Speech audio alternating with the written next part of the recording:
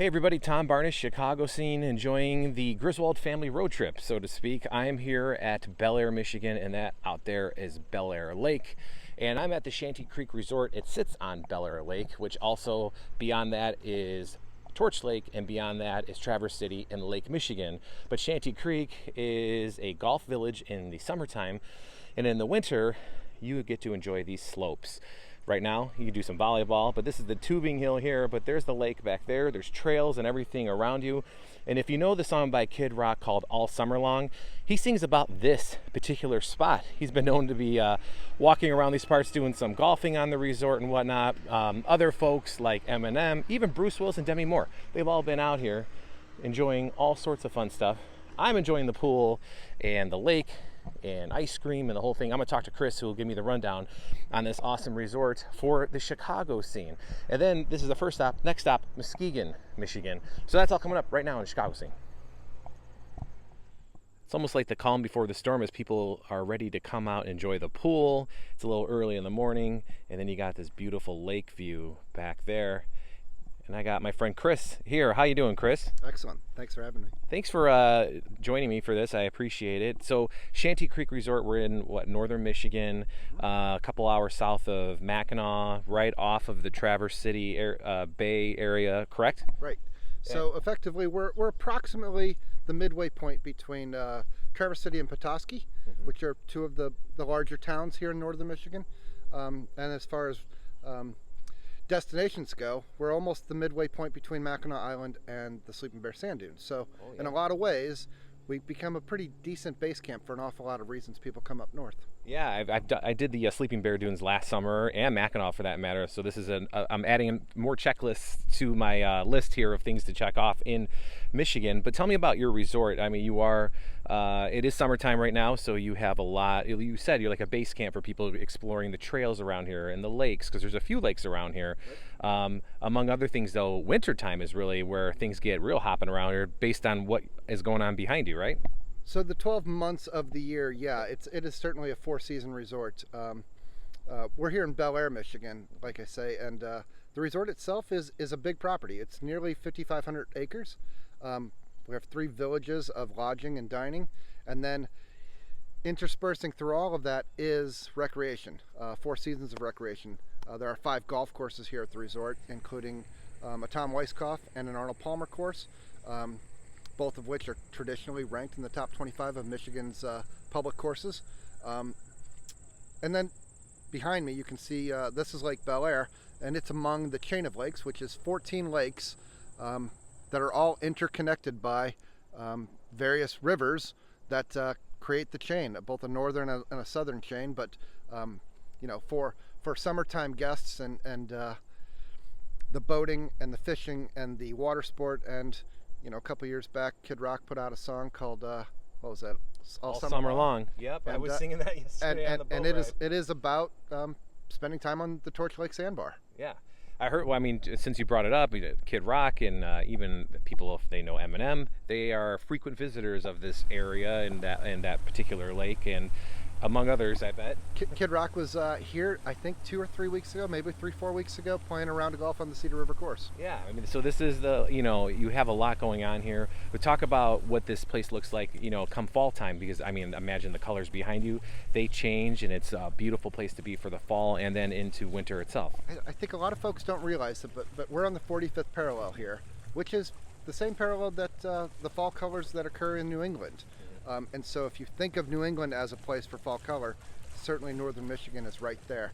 And the hardwoods that are here, I mean, this view look at that. This view, it's a little hazy today, but typically... Yeah, we could thank the California wildfires for that right now. That's no doubt. What's going on. But typically this view might be as long as 30, 40 miles long. I mean, as far as just a very far horizon.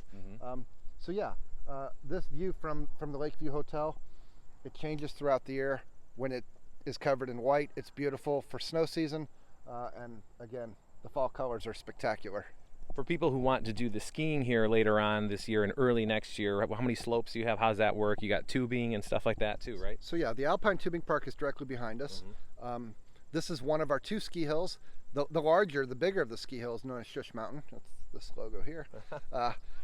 It's about 2.5 miles just this direction from the Summit Village over to the Shush and Cedar River villages. But in total, we have about a 450-foot vertical drop, and I believe it's 52 runs, and all of our quad lifts and a couple magic carpets for the beginners who are looking to keep their feet on the ground. That's fantastic. And you said you're kind of a town in itself with how big this space is, but you also are buddies with Bel Air, with the town and the lake. That's what that lake is behind us, right? Yeah. So the small town of Bel Air is actually for being a small town, it's rather cosmopolitan. Mm-hmm. There is a distillery. There is one of Michigan's best known craft brewers and brew pubs there.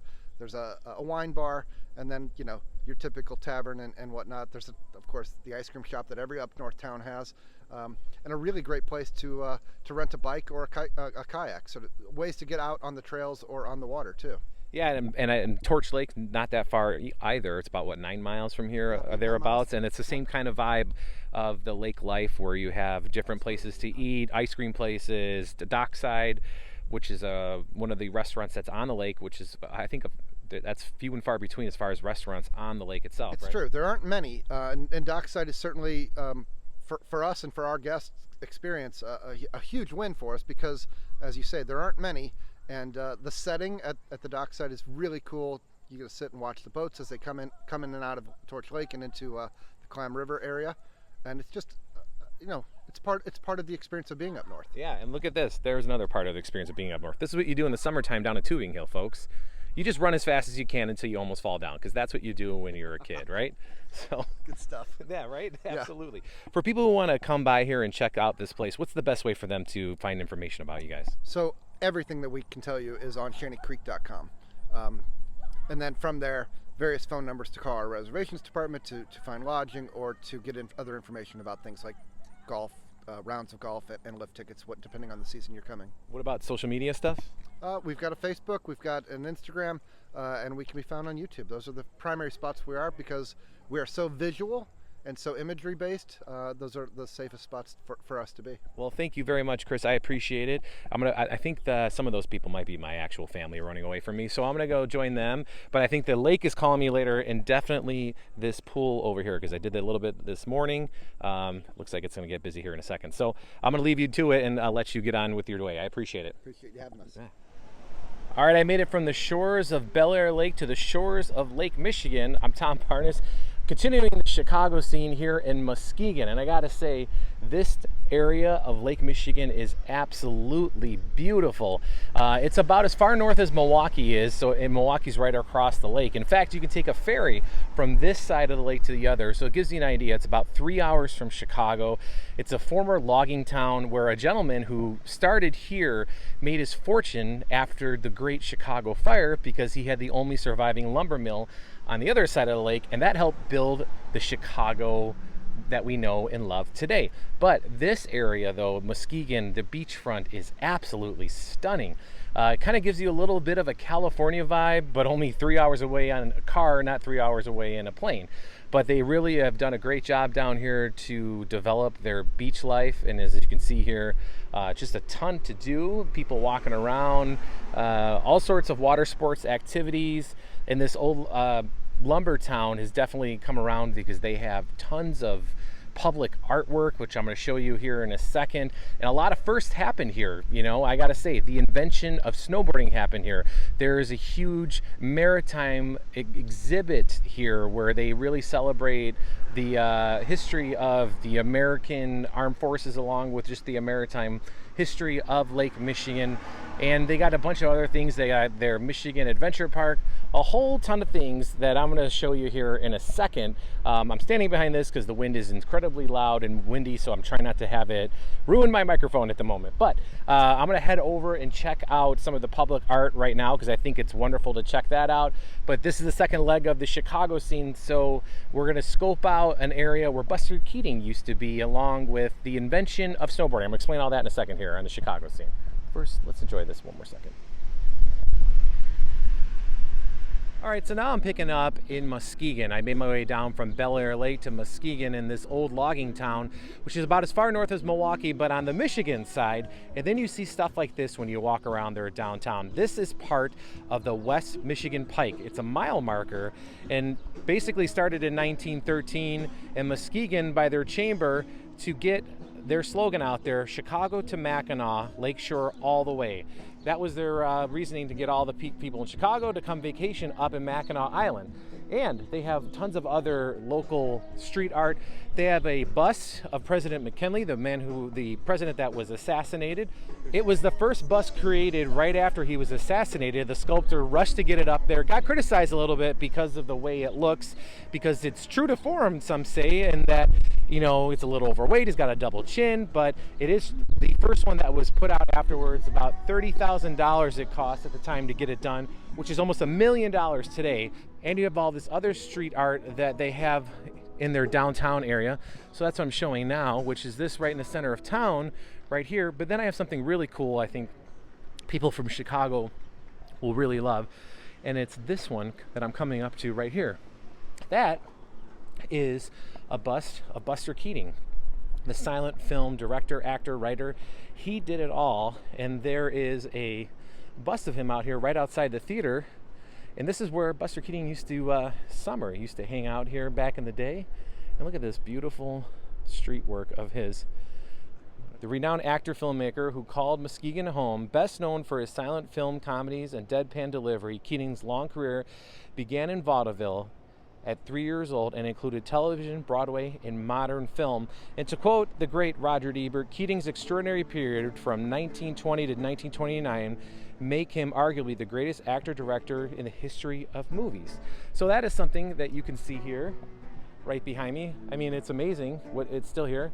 And they have tons of street art. And one other really awesome thing that they have here that I got to tell you about is a sculpture for the person that invented snowboarding.